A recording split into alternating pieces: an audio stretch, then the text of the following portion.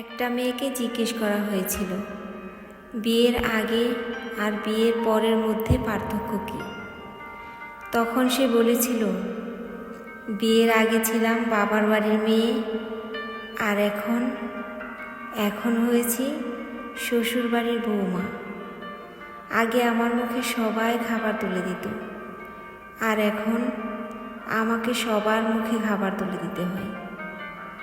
আগে একটু ব্যথা পেলে চিল্লি করে সারা বাড়ি মাথায় তুলে ফেলতাম, আর এখন অনেক ব্যথা পেলেও একটা শব্দও করি না।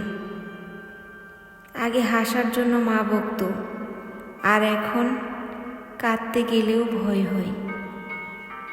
আগে একটু মন খারাপ হলেই মা বুঝে ফেলতো, কিন্তু এখন ভেতরটা চুরমার হয়ে গেলেও কেউ টের পায় না।